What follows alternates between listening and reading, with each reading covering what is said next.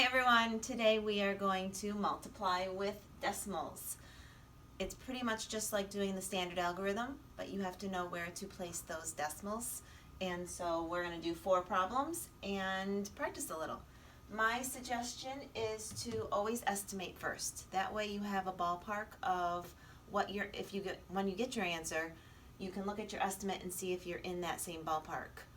So we have 3 6/10 multiplied by 1 5/10. I would look right here. Just look at those in the ones place. 3 times 1 is 3. So my estimate is simple, just 3. So when we're all done, we're going to look back and think, am I close to 3? If you have an answer of 26, then you're going to know something went wrong because your estimate is 3. So looking at here, you see 2 decimals. Don't even look at them. Just pretend they're not there. Just do the regular algorithm, and then we'll put the decimal points in it after we're done.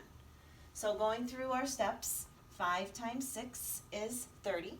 So we put our 0 down, bring over our 3. 5 times 3 is 15, plus 3, that gives us 18. So we're done with our first number. We're going to hold that spot with our 0. 1 times 6 is 6. 1 times 3 is 3. Now we add it up. 8 plus 6 is 14. Then we have 5. So we have 540, but we haven't put our decimal points in yet. So when we look over here, our job is to get them over to the right side. So if I'm looking here, I go 1 spot. It took me 1 place value to get over here. And then I'm going to do the same. It took me 1 place value to get over here. So I'm going to add this up. 1 plus 1 is 2, which means now I have to move that decimal point to the left 2 times. So here's my decimal point. I bring it all the way down. And now I bring it over 1, 2. So if I look here, my answer is 5 40 hundredths. Now if I go back up, 3 was my estimate. 5's pretty close to 3. So that's how our decimal points move. So I have another problem. I have 65 hundredths times 8 tenths. Now if I look at my estimate, I can think 65 hundredths, close to 1. 8 tenths, close to 1. So 1 times 1 is, there's my estimate. So again, go through, pretend the decimal points are not there. We're going to go through the standard algorithm. 8 times 5 is 40. 8 times 6 is 48.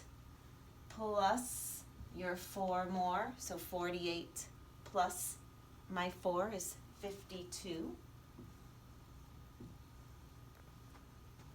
And I'm going to look now. Okay, I have to move my decimal points because I have 520. 520 is not close to 1, so I have to put those decimals in. So now I look here, 1, 2. It took me 2 spots to get all the way over to the right. Here, it took me 1 spot.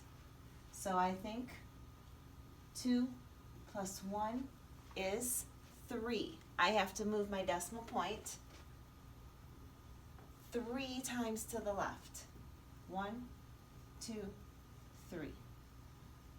So my answer is 520 thousandths. So basically, if I just look at here, 0.5, that's half. Half is pretty close to 1. So my estimate was pretty close. So I'm moving over. I have 2 more problems, and I just made the numbers a little bigger. I have that 3 digits on top and 2 digits on the bottom. So here I have 42 7/10 times 2 5/10. Again, pretend the decimals are not there. Just go through the regular steps. 5 times 7 is 35. 5 times 2 is 10. Plus 3 more, there's 13. 5 times 4 is 20, plus 1, 21. So I'm done with my first number. Hold that spot with a 0. Now I'm on to 2 times 7 is 14. Bring over my 1. 2 times 2 is 4, plus 1. There's 5. 2 times 4 is 8. I'm going to add it up.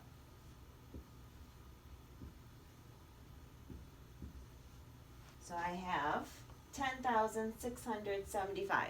I know that doesn't seem right, and we forgot to do our estimate. So we'll do an estimate on the next one. So what I have to do is I have to put my decimal points back in. I have to move it over once, move it over once. So that means 1 plus 1 is 2. So I will be moving my decimal point 2 places to the left. So I bring down that decimal point, and I have to move it over once, twice. So my answer is 106 and 75 hundredths. Okay, now let's look over here. If I have 3 and 67 hundredths times 43 hundredths, let's do a little estimate. 43 hundredths. You can say that's close to half. You could even say it's 1. Okay, your estimate is just something easy in your head. So you could say 3 times 1. So you could have an estimate of 3.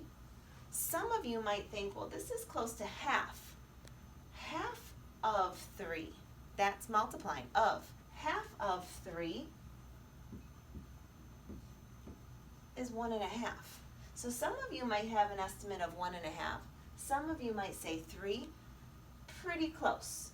Okay, we just don't want to have an answer of 28 when you have an estimate of 3 or 1.5. Looking here, we have, again, pretend the decimal points aren't there. 3 times 7 is 21. 3 times 6 is 18. Plus 2, there's 20.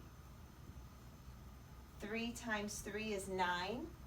Plus 2 more, there's 11. We're done with that first number. Hold your spot with that 0. 4 times 7 is 28. 4 times 6 is 24.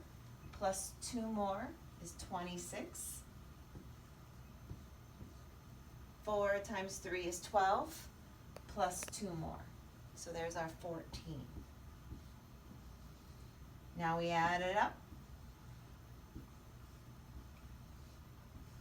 And I have 15,781. And again, I go back to that estimate. That is way off. I have to put those decimal points in. So if I'm looking here, I have to go 1 spot, 2. So I have to go 2 places to get that decimal point all the way over to the right. I have to again go 1, 2. 2 spots to get it all the way over to that right. So 2 plus 2 is 4. So that means I have to now put my decimal point back down, and I have to move it now 4 places to the left. 2, 3, 4. So if I'm looking here, here would be my answer. 1 and 5,781 10,000ths. And if I just look here, 1.5, 1.5. And if I go back up here, one of our estimates was 1.5.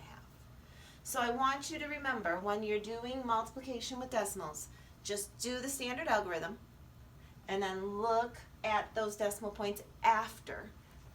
Move them to the right. See how many times you have to move them to the right, and that's how many times you have to move it back to the left when you have your answer. So I hope this helps. There'll be some more videos coming, and bye everyone.